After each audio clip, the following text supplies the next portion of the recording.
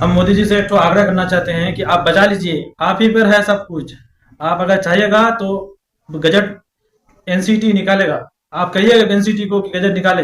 आप ही बचाइएगा मोदी जी। नमस्कार, आदाब, अस्सलाम वालेकुम।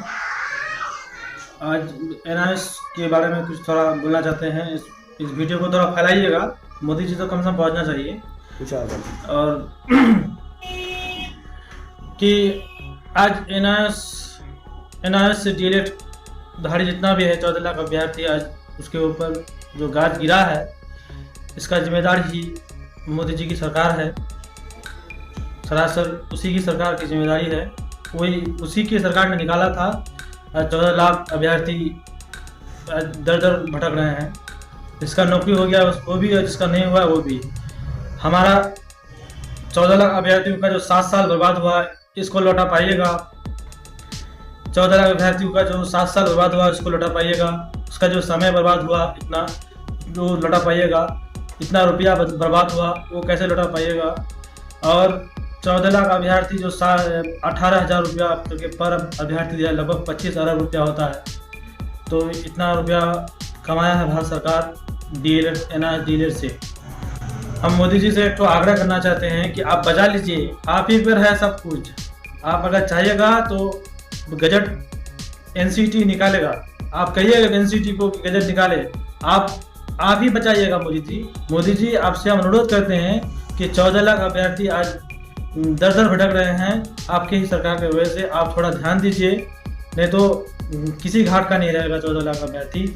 और मोदी से एक चीज़ और कहना चाहते हैं कि ये जो 14 लाख अभ्यर्थी है, इसका क्या गलती है जो आज वो लोग अपने डीएलएड की डिग्री 2 साल डीएलएड की डिग्री के लिए दर दर भटक रहे हैं।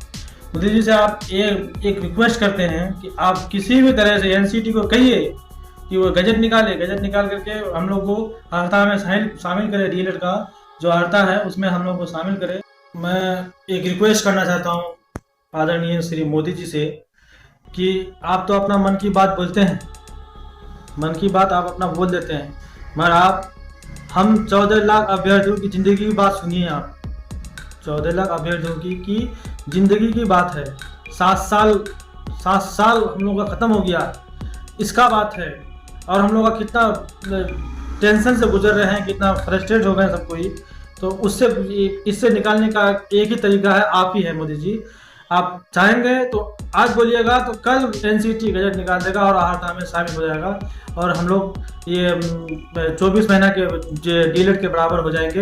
एनआईएस को बचाने का तरीका एक ही है। आप बोलिए धर्मेंद्र प्रधान आपसे बड़ा थोड़ी है। धर्मेंद्र प्रधान जी को बोलिए कि वो एनसीटी को कहेगा कि आप गजट निकाले, और कोई नहीं कर सकता है इसके अलावा, आपके अलावा कोई नहीं कर सकता है। मोदी जी, आप तो हर चीज़ करते हैं, हर चीज़ कर रहे हैं, हर सबका प्रॉब्लम सॉल्व कर रहे हैं। ये 14 लाख अभ्यर्थियों का भी प्रॉब्लम है, इसको सॉल्व करिए मोदी जी, किसी भी तरह से करिए। और आपका ही जनता है, आपके ही बच्चे हैं, और आपको ही देखना है, कोई नहीं देख पाएगा। और इसी को देखते हुए फिर एक बार मोदी जी से रिक्वेस्ट करते हैं कि 14 लाख अभ्यर्थियों को बचा लीजिए। आप किसी भी तरह से एनसीटी को कहिए कि गजट निकाले, अर्हता में शामिल करे, नहीं तो इन लोगों का भविष्य बर्बाद हो जाएगा।